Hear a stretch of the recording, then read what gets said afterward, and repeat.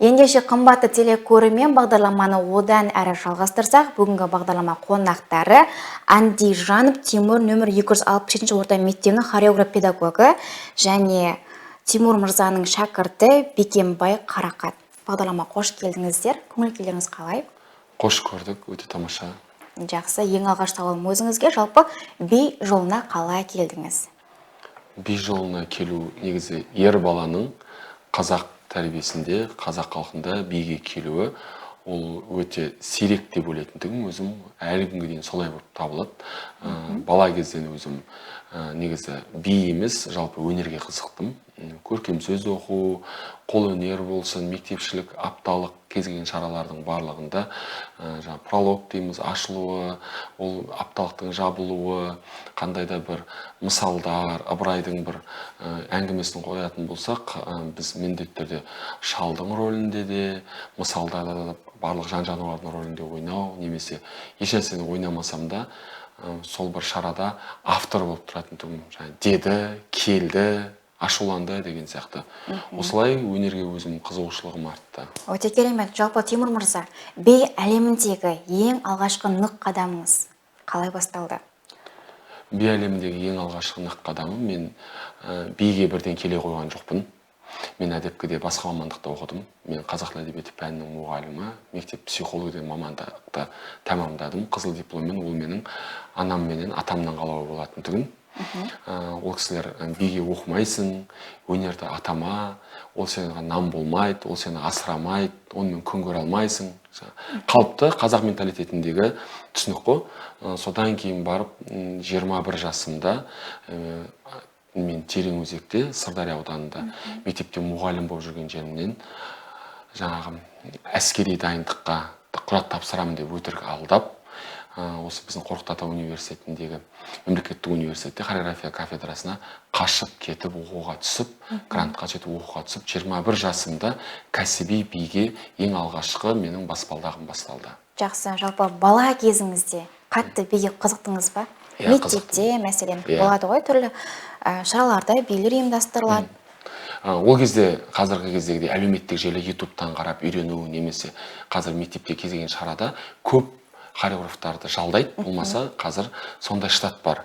Ал ол кезде бізде тамаша, күлкі керуені деген сияқты передачаларда, бағдарламаларда бір рет беленеді. Сол кезде фотографиялық не дейді, есте сақтау жады, память арқылы мен жаттап алып, соны бір класс аралық байқауларда, конкурстарда өзбекше би, басқа да билерді, қазақша билерді, ол кезде жаңағы хит болып жатқан Мұзарттардың әніне билеу, бізде Ақтамақ деген сияқты сол бір сән болатын. Сөйтіп биге өзімнің қызығушылығым артты. Ол бірден бір күні ояна қойған жоқ, бала кезден келген дүние сияқты. Жақсы, енді шәкірттеріңіз бар екен бүгінде. Қазір қол астыңызда қанша шәкіртіңіз бар? Қазіргі таңда 100-ден асау шәкіртім бар. Ол бірінші класстан бастап, бірінші сыныптан бастап, 11 сыныпқа дейін қамтиды.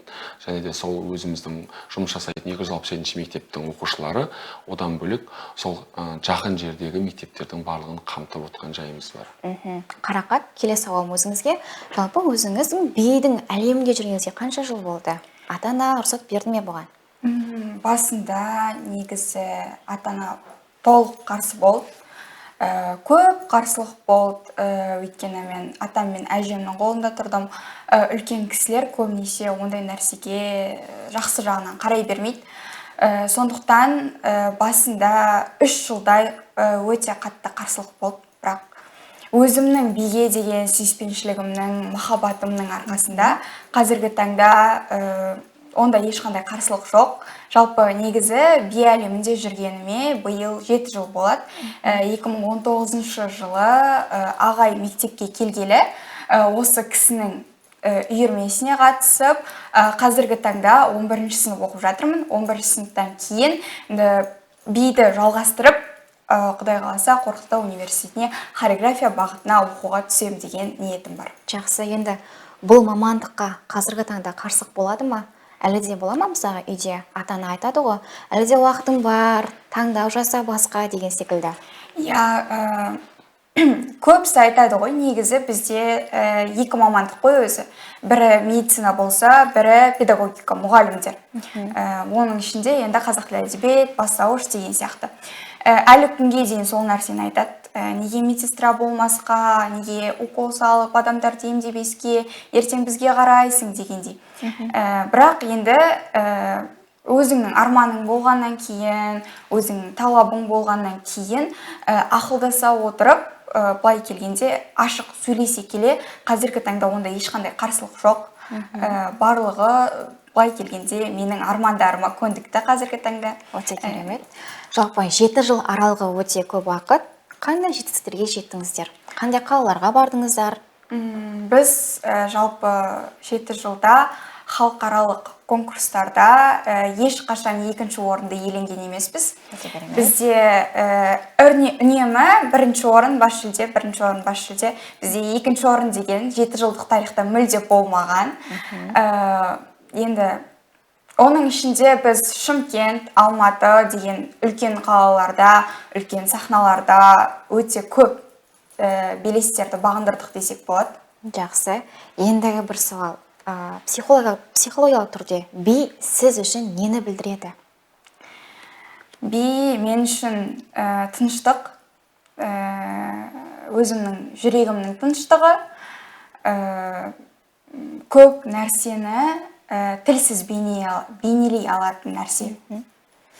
Енді ортақ сауал, қай би түріне қатты жақынсыздар? Мен қай би түріне болғанда, мен негізі хореографияға түскеннен кейін барып балет өнеріне қызыға бастадым. Бірақ балет өнеріне табан тіреп бастау үшін ол бала кезде сүйек қатаймай тұрған кезде басталу керек. Ал енді қазіргі таңда мен көбінесе ұлттық би, соның ішінде ұлттық бидің заманауиландырған түріне қызығамын.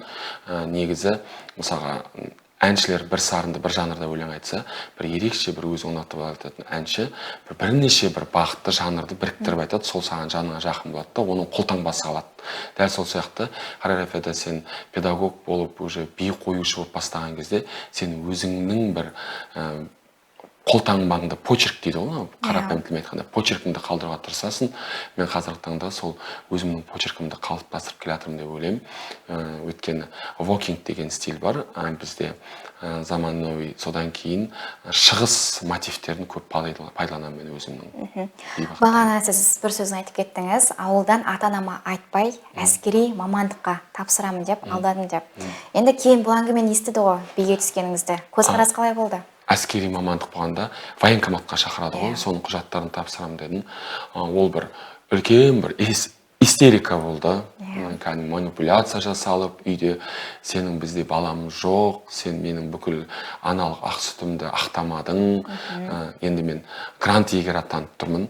Әдетте барлық адамдар грант иегері болған кезде той жасап, кәдімгідей бір үлкен бір жетістікке жеткендей болады ғой. Ал мен жылап сол кезде таныстарыма грантқа түскенімді газет парақшасына есімім шығады ғой біздің атауы. Сол жерден көріп, құтты болсын дегенде, үйдегілерге айтпаңыздар, олар мені өлтіреді, үйдегілерге айтпаңыздаршы деп, сөйтіп үйдегілерім менімен 4 ай бойы сөйлеспей қойған болатын. Ең алғашқы осы Қоғам ТВ, Қазақстан Қызылорда телеарнасынан дәл сол кез тәуелсіздіктің 20 жылдығы болатын. Үлкен шаралардың барлығында біз өнер көрсеттік. Барлық концерттерде, оның барлығы телевизордан көрінген кезде, анамды ауылда көріп, құтты болсын балаңды көрдік теледидардан деп, анамның жүрегі бері қарай бастады. Яғни дәлелдедіңіз. Дәлелдедім. Жақсы. Жалпы бір қойылымды қою үшін сіздерге қанша уақыт қажет? Және бұл жерде тек қойылым ғана емес, костюм, бас киім, барлығы маңызды. Сол туралы айтсаңыз. Егер де бір ұнатқан кейде болады, мысалы бір би 2 сағатта қойылады. Мысалы бізде Алтын ғасыр биі 2 сағатта қойылды. Ол би балаларға өте қатты ұнады. Кейбір билер болады 3-4 күнде, 2 апталап, 1 айлап қойылады. Өйткені оны балалар қабылдауы қиын болады. Ол күрделі болады. Кейде біз биді, мұғалімдер, баланың көзі жанып тұрғанда ол отқа қарай баланы қызықтыру үшін күнде би қойға дайынсың.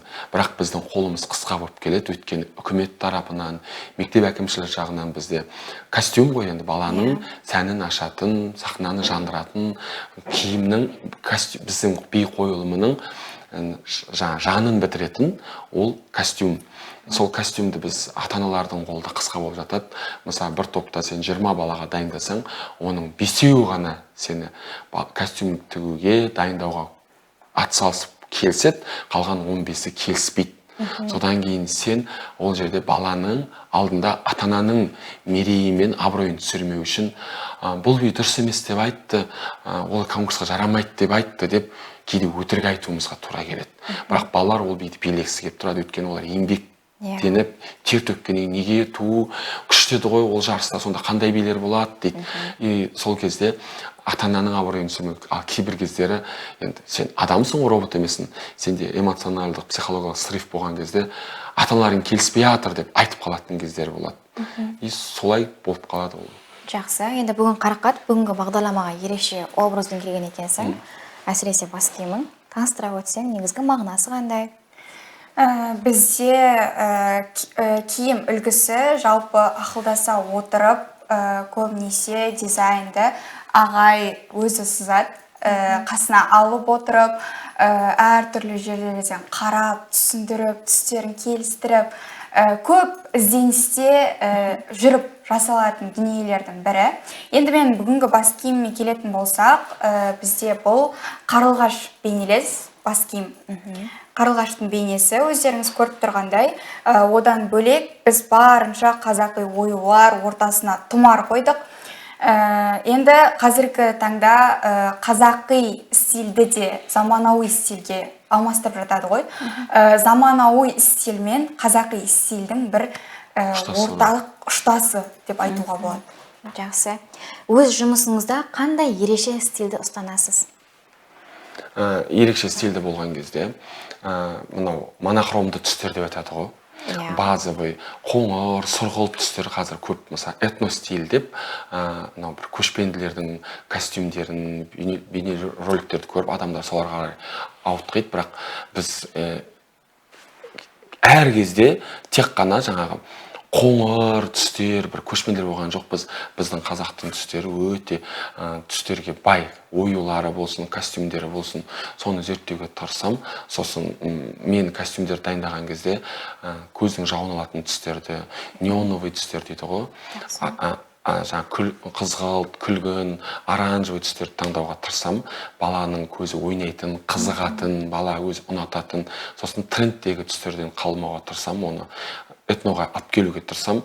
Ең алғашқы біз тойбастар костюмін мен тігіп сахнаға шығарған кезде 2018-2019-да бүкіл хореографтар маған неге костюмді, қазақ костюмді жаңағы 91 қылып жібергенсің деп маған ренжіген болатын.